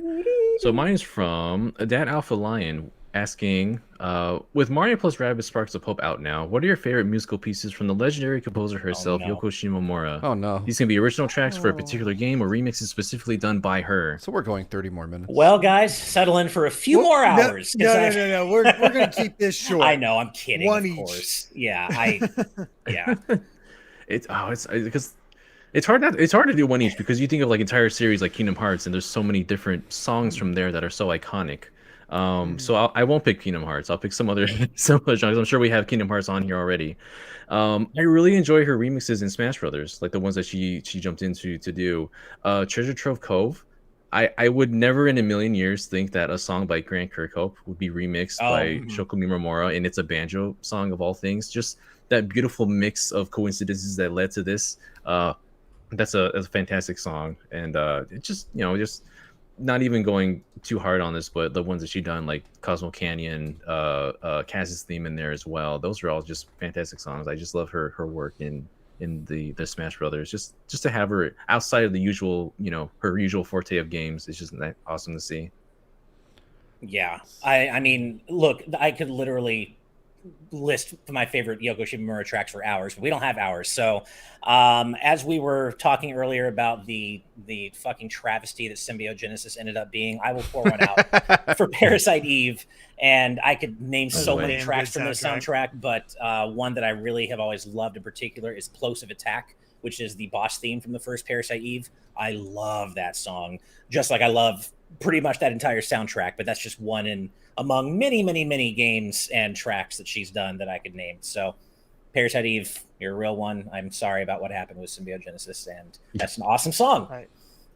I got to give it to dearly beloved. Like I can easily that one just sticks out so much beyond. Like there's like Daniel said, there's a lot of good Kingdom Hearts tracks out there, but it says something that I can have the opening theme played, like just the title come up, and I'm already like, oh, it's just like all the feels. Yes, the feels just rush in at that point. It's just like, oh, I'm here for this, and that's just to have that immediate response. So that one has to be mine. But of course, the Mario and Luigi soundtrack, all those are wonderful as well. But Steve, you go ahead. I am not cultured enough to pick out individual tracks, so I'm just going to say I'm a big fan of 1996 Yoko Shimomura, which is Super Mario RPG and Toe Ball #1, baby. Both of those had banging soundtracks. I'm actually surprised you didn't pick Street Fighter 2. That's true. I didn't even realize she worked on Street Fighter 2. She's the composer of Street Fighter 2. She literally, a Japanese woman created Guile's theme, the most American-ass piece of music in video games. She created it. I love it. Well, I would honestly say, though, as much as I love Street Fighter 2, I would say Super Mario RPG, to me, is like the superior soundtrack overall. Sure. But I will argue that Street Fighter 2 is way more iconic. Sure. I see a lot of people in our live audience chat mentioning Live Alive, and that's the issue. When you're talking about a legend like Yoko Shimomura, there's so much you can talk about. Yeah. Shout out to a Megalomania. Yeah, a Megalomania. That's exactly what I was going to say. But yeah, we could talk about this forever. Maybe we should do a discussion about this because there are so many more tracks I want to talk about. But we can't do that here right now. We've all answered, correct? I think we have. Yes. Okay, cool. All right, well, we'll move on to my topic for the week then, which comes from Shadow Rider 755. Out of all the games you have played over the years, which game has taught you a personal lesson that has stayed with you throughout your life? And I thought this was a good one to pick because we've been talking about Sonic today, right? Sonic Adventure told me you got to always open your heart. Sonic Heroes taught me what I'm made of. I'm kidding. So I have talked a little bit about this before. I talked about this for a personalized video response for one of my responses a few months ago. And I think I've mentioned this on a version of this on some shows before. But Okami it's my second favorite game of all time. And it taught me about the value of faith. And I say that as somebody I'm not a religious person. I'm not a faith-based person. I'm very secular. I don't really get religion. But Okami really taught me a lasting lesson about how beautiful faith can be. It isn't always, as we've seen how religion can be used in the real world to oppress people, but the context in which you see faith applied in Okami is genuinely beautiful, and it brought me to tears in the ending. It really brought me to tears. And to explain too much more about that would be going into spoiler territory, so I won't. But just I was always really impressed how Okami was able to take a secular, faithless person like myself and really confront how beautiful faith can be in the right context. But because I have mentioned that already, kind of a version of that in previous shows, maybe, I do want to throw out an extra bone to a game I'm playing right now, actually. I haven't finished it, but that is, of course, Xenoblade Chronicles 3. And I'm not going to go into spoilers, of course, but what I've played more than enough of it. I'm in the middle of chapter 6 now. I played more than enough of it to it's really caused me to kind of reflect on the value of time and how much time you have left to do the things you want to do. And that's something I think about anyway as I get older, but Xenoblade 3 has really kind of put it into clear focus for me and in a way that maybe just getting older by itself hasn't. And so I have a feeling that after all said and done, Xenoblade 3 is going to really have stuck with me in a way because of the way it makes you think about the time you have to do what matters, to leave your legacy, to leave the world a better place than it was when you got here. So, yeah, thank you for that question, Shadow Rider. What about you guys? Who wants to go? All right, I got one. Okay. It ties into something I've been doing this week. So I learned a valuable lesson from playing God of War 4 years ago. Oh. So I'm a dad. I'm one of two on the panel tonight. But one of the things that I took away from God of War is that as a parent, it's really easy, especially when your children are young, to get caught into this, like, dad knows best, mom knows best kind of mentality. And that's well and good when your kids are 4, 5, 6 years old. And I'm starting to learn as my daughter, my oldest, gets older. She's 9 now. She'll be 10 next year. That freaks me out. But your kids eventually start expressing their individuality, and it's really hard to see that when your kids are little, right? Because they basically emulate everything they see from you. But as they get older and they go out into the world, they go to school, they pick up ideas that are completely original to them, and they gain interests that are completely original to them.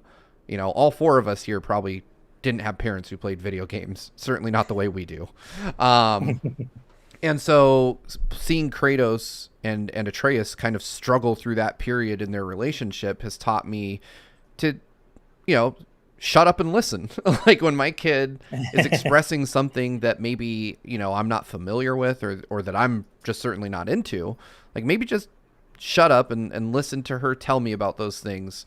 Because in the end, you know, and I'll figure it out. I'll update you guys in like 4 years. Maybe that'll help us keep our bond closer as she matures and grows into the person she's going to become. I don't know. Maybe the dad award taught me something. Maybe I'm going down the wrong path. We'll figure it out. It's a good answer, though. I like the good answer. Good answer. I guess I'll go next. I don't know if I've taken any kind of life lesson from any game exactly, or how it really affected me in that way. But I was really into writing for a long time. Still would love to do some more writing, just a matter of time stuff, but creative writing stuff. But seeing the various ways of storytelling in games is impressive. Like it blew my mind as a kid to play my first RPG and be like, oh my God, I can have this thing that I enjoy playing, and also I enjoy reading, and I can have that too, and have it all in one package. It blew my mind. And then just to see how games have evolved and have different story elements and the way different things are conveyed in ways that other mediums can't or don't. That's a big takeaway. It's just thinking outside the box and finding ways to have every element sort of convey the story you want to tell or the characters you want to tell. And I think that's probably the big thing I've gotten at. That's cool. Nice. What about you, Daniel? I think one of the ones that taught me the most was just a value of friendship, and that came through with the Persona series. As early as Persona 3, that was the first one I played, and just the going through a whole year of your school life, being able to interact with different characters, being able to become friends, establish these friendships. It kind of makes me wish that I was a little better at that myself when I was in high school. I didn't really talk to too many people in high school. I didn't get involved with like different activities or sports or after school things or stuff like that. There was like one thing that I was really committed to, but otherwise I didn't really go outside my circle that much. And there were even some friends that I knew like from junior high, and they reached out back to me in high school, and we kind of reconnected that way. And it all kind of like links up together because in the way that Persona does it, you can have these social links, these confidants, whatever you want to call it, depending on what game you played. And you can, hang out with these people. You get to know more about them. You get to hang out and just do whatever you want to do. Sometimes you just talk about whatever. And other times you're going through some serious personal life things. And it taught me that you don't have to see them every single day. You don't have to always be right there next to them and talk to them. But every now and then, just check up on them, see how they're doing, and see if they're doing all right. And it's hard to do that as you get older, like especially when you're at this age, to even just make friends essentially. And so I'm thankful for the circle I have now. It was interesting because when I was doing my first part-time job, it was like a mini golf and arcade. I got to know those coworkers very well. Like we were really tight and close at that time, and it kind of reminded me of like a crew in Persona. Like we were just the same number of people too. It was really funny. Nice. And it was really genuine, like our friendship at that point. But then we kind of slowly got different jobs. We split apart. We kind of just got less. We didn't get to see each other as often. I still try to keep track with some of them every now and then, but for the most part, they're just we kind of moved on. And so I kind of take those lessons. But every time I play a Persona game, that kind of brings me back to that, and then I want to be able to be a good friend essentially. So That's mostly the brunt of it, is that I just want to be a good friend for people and be there if they need me, and hopefully they'll be there if I need them. Yeah, absolutely. All right. Well, that just about brings us to the end of our patron topics, but really quick, Steve, I'm going to bring it back to you really quick and put you on the spot. Uh-oh. Wataniac in our live audience chat has a special request asking, give us your best boy, Steve. Ooh, let me see. I've listened to it enough times in the last 2 weeks. Reach deep. Boy. I don't Nice. know. I got nothing. Hell yeah. Hell yeah. There you go. That was our patron topics for the week. And if you want to get in on that action, head on over to patreon.com/gvgaming and sign up at the producer tier, because among other benefits, you get to suggest topics for us to discuss in GVGcast each week, like the ones we just talked about. So head on over to do that if that interests you. But for now, we're just going to go ahead and read out the rest of these super chats and then head out to our patron exclusive post show. First up, we've got, I know, right? I'm going to rapid fire these. Jacomon, €5. Thank you. Hope you enjoyed the pineapple pizza. Recently, I had fried pineapples myself, and it tasted surprisingly good. I think pineapples are good. I don't know what the whole hubbub is around pineapples. It's okay to be wrong. They're good. It's okay to be wrong.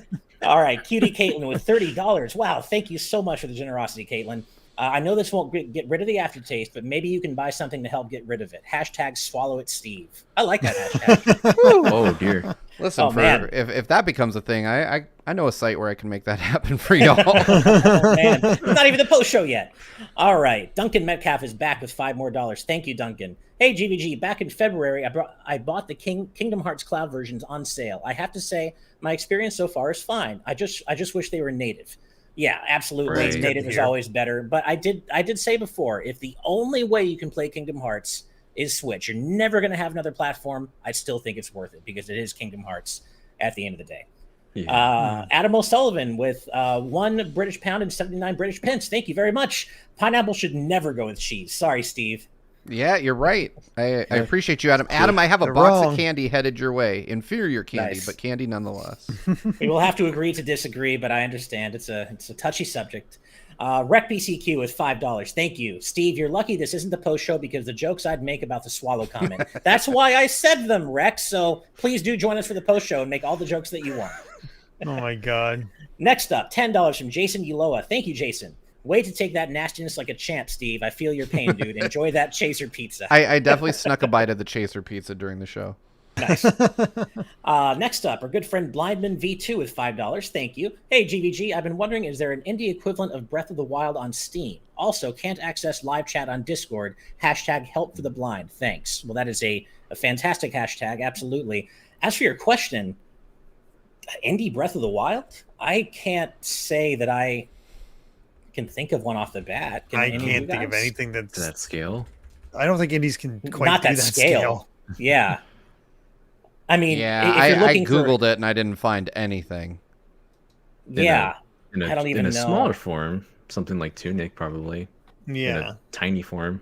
But and I guess if you're okay with the similarities only going skin deep, you could maybe make a case for Genshin Impact, but not even that. It's not Breath of the Wild. It's not even indie. That's the thing. So I was just thinking of it in terms of being like cheaper to play. So it's not indie. I will say that I found a list on Reddit of some people who recommended games. I have never played any of these though, but apparently Gadonia, Tauren, and Pine are all actual indies that someone claims play Breath of the Wild. I reserve the right to say that they're wrong. Mm-hmm. Alpha Lion says Immortals Phoenix Rising, not indie, but there's something, but it's not indie. Yeah. So, all right. Yeah. Well, thank you for that, Blindman. Next up is Vedron with $2. Thank you very much. Buy some mouthwash for that pizza, Steve. Thank you. I intend to at some point. Oh man, our good friend Bongo Lover is here with $5 Canadian. Thank you, Bongo Lover. I got some good news. DFTs, Dan Fungible Treats, are in production. Are there specific flavors you'd want? Chicken DFT, Mega Man DFT, Sonic DFT. I don't want any fungible anythings. If somebody makes an actual chicken flavored Danimal, I'll drink it live on here. You don't even need to donate. I'll just do it. I mean, I did drink the Mega Man flavored G Fuel live on stream, and it was gross. I'm good. You're good? I'm out. I just want to make sure. Okay, I didn't see a related question. So Jansen Jones with $19.99. Thank you, Jansen. But there's no question. There's no message on your super chat. I did look through skipped chat. one. Did I skip one? Hustle Bun. Oh, my bad. Okay, yes. Well, Jansen, I didn't see your message in chat. If you had one, I apologize, but thank you so much for the $20. Next up, we've got Hustle Bun, $4.99. Thank you.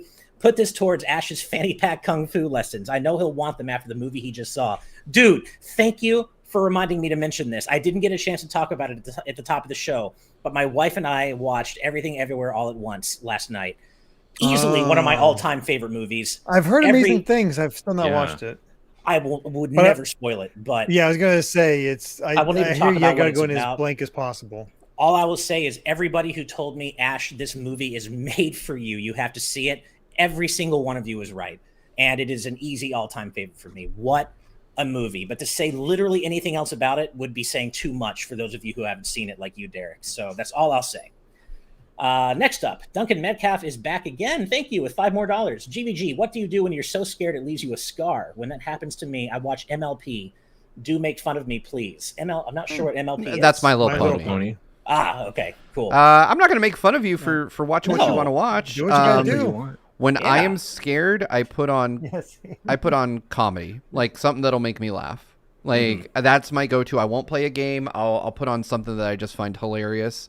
Because oftentimes I find if I'm laughing at something, I tend to forget what was freaking me out. I know they perked up Amy. Like she just got them getting ready for bed, and then she's like, "My Little Pony." Little Pony. Nice. My Little Pony. All right. I just play a comfort game, like a game that I know just brings me good vibes, like something like I mentioned before, Sonic Mania, or a Mega Man game, or Klonoa, or just something that Knights is a big comfort game for me. Something that just takes me back to a simpler time. Oh, I turn off my brain, and that's the good thing for that lately has been Power Wash Simulator. Although some of those bigger ones like feel like they get a little stressful. Like sure. I reached the skate park, I'm like, Jesus. Yeah. Yeah, that's true. Simulator games are really good for that. Just something calming, something where you can just turn your brain off and think about something else while you're doing it. Or just like a calming video. Like I remember I would watch Summoning Salt videos. They're very relaxing to listen to. Well, I can't relax when I watch his. They get me hyped. Me too. I get so like, oh, it's gonna happen. Yeah. I can't. Yeah. And then this happened, and I'm pick up the phone. I'm like, damn it, I have to look at it. I can't look away. I like Xbox Ahoy though. His voice is super chill. Next up, Bongo Lover's back with $2 more Canadian dollars. Thank you, Steve. I'm making a DFT to spite you for your take. I think that might be that's in relation Sonic to because I can see people like take the L, Steve. Yeah. Shut up. Yeah. Damn, I had no idea you guys were so out for blood. P Sharp with $10. Thank you. That's a name I don't recognize. Thank you very much, P Sharp. I'm cautiously excited for Sonic Frontiers. I'd love to play on Switch, but I'm really hesitant about how it'll perform. Thanks for the show, guys. I will go ahead and tell you, if you have the choice not to play it on Switch, don't play it on Switch. Don't play it on Switch. Yeah. Play it on PS5, Series X, or PC. Yeah, definitely. If you have the choice, don't go with Switch. Jansen Jones with $20 more. Thank you. With a message this time. Thank you so much, Jansen. The most valuable game in my collection is Mega Man X3 for the SNES. What is the most valuable game in each of your collections? At a glance, X3 would be up there. Chrono Trigger. God, Mega Man I don't 7. know. I did a video on this, and I can't remember what the number one was. It was either, I don't think it was Path Reigns. I think it was Suikoden 2. I have no idea. I don't know. I'm not sure what mine would be. Most valuable game. It's probably like a Super Nintendo game, though, or a PS1, Dreamcast, something from 1632-bit era, but Mega Man X3 might be it. I don't know offhand what each game is valued at right now. But I would say probably X3, 7, Actually, or Chrono Trigger. I haven't checked the price yet because I forgot all about it. But I'm sure it's going to rise in price, especially once the 3D, the eShop is like completely inaccessible. I have the complete physical version of Fire Emblem Fates. Ooh, me too. I have that too. Yeah, that's a good one. I don't know, like maybe Ocarina of Time. I have the gold one with like complete in box, really good shape. I don't know. I don't know, man. Rec BCQ is back with $2 more. Thank you, Rec. Ash should have said Eggmans in one basket. Yes, I should have. Thank you for calling me out. I definitely should have said that instead. Mighty Invincible with $4. I already covered Mighty Invincibles during. Oh, you did. My bad. Yeah, it was on topic. Thank you for that. Sakon 10 with $2. Thank you, Sakon. What series you wouldn't mind getting yearly entries? I mean, since Ash, it used to. Go ahead. Ash could say Rhythm Heaven. I feel like you could put yearly entries in that and be completely satisfied and not get tired. Yes, that, and just because it used to actually get yearly entries and I never got tired of it. Mega Man, 80 version of Mega Man. It used to get yearly entries in the Battle Network in 0 days. I missed those days. So just rotate. 1 year you get a classic game, next year X, next year Legends. Like I'd be fine with yearly Mega Man entries spread across all the sub-series. WarioWare. Good one. That's a good one. It wouldn't decline in quality, in my opinion, if it came out every year. I think most series would. Sure. Okay. Yeah, that's the thing. Yeah. I would want to choose something short as well, like something you could replay Something easily, short. because that would take too much time. If I want to pick like my more favorite series, but those take a long time to beat. So Yeah. Same. All right. Next up is Spider-Manny with $9.99. Thank you. Knuckles got the Piccolo treatment once Shadow came in. So just like Piccolo in Dragon Ball Superhero, I'm just happy to see him getting attention again. Fair enough. That's a good point. Thank you, Manny. And RecBCQ, this is our last super chat of the day. I'm back with $5 more. Thank you, Rec. The idea of listening to your children hits so hard with me as someone who's been affected by that as the child. Acknowledgement is so important. So thank you for your positive parent vibes, your positive dad Thank vibes, you. Steve. Yeah. I try to not be a terrible dad. Oh, man. That finally brings us to the end of episode 31 of the GVG cast. You all are so incredibly generous. I know it's a lot of super chats to get through, but that's just because you all are so kind to us. So thank you very much to each and every one of you. We love doing this every week, as I always say. We do have to give a special thank you to all of our patrons at the producer tier and above for helping to make this show and everything we do here happen, because without you, it could not be happening. So thank you so much from the very, very bottom of our hearts. And as always, we have to give an extra special thank you to all of our patrons at the executive producer tier and above. And those incredible, wonderful, stupendous folks are Brandon Bovia, Cutie Caitlin, Fangs, Z Patty, Just Brian, Sky Blue Flames, Eastman 23, Adam O'Sullivan, Richard Herrera, Logan Daniel, The D-Pad, Vesmio, Waffle King, Critter XD, Kitty Kongfax, Angel Martinez, Vedran Hotik, Benny Yao, Blindman, Azran127, Black King, Pagrima, Geller, Geeky Griffin, Lucky Wonderfish, Kyle, Wataniac, Top Dog 23100, Youngman Kenobi, Doug Shomix, Andrew Medeiros, Darchi, Becca, Killamox, Eddie B, Jessica Toad, Michael McCaw, Nope, Matthew Wong, Goron Amber, CPHT. That's right. Shout out to our good friend Amber. They are now a certified pharmacy technician. So congrats quickly to you, Amber. Yeah. Justin Matthews, Too Much Spaghetti, Bane 400, Ascaron 809, Ryaner, Nathan Steele, Spicy Atanda, Rain and Clouds, The Game Orb, Super Gamer Dude 101, Grantles, Ravelox, Rosa Pardo Bowling. Hi, Steve's mom. Hey, Steve's mom. Mega Amster, Darksteel 01, Jason Uloa, Jaden Buck, Cystic Warrior 29, DJ Jurassic, Super Dank Awesome Unicorn Guy, Derek, Colin, Mumbling Yeti, Cameron Sharp, Keel, Moon Knight, Brendan Hesse, Noah Fitterer, Calvin Atkinson, Brainchild, the entire state of Wisconsin, Jim Oh my! Wow. Okay, that's amazing. That's so good. Jim Wakeland, Longboy Shiggy, Andy Mine P, Ad, Kyle the Monarch, Dat Alpha Lion, Lord Metarex, Kyle Gamer and Barry Rookie, Jay Brox, Salad Dinner, Blaze Colored, Eric, Turbo, DGC, Cat Evie Person 5, Lady Maxillary, Shadow Rider 755, and last but certainly not least, Dr. Ryan. Thank you all so much for your incredible support of everything we do here. If you want to check out how you can support us on Patreon, head on over to patreon.com/gvgaming. We offer a wide variety of tiers you can support us and our work at, starting at just $1 a month. But speaking of Patreon perks, we are headed out to our live audience tier exclusive GVGcast post show. So thank you all so much. Please take care of yourselves. Have a wonderful weekend, and we'll see you next Friday. Good night and good vibes. Bye, everybody. Bye. Bye. So meet again.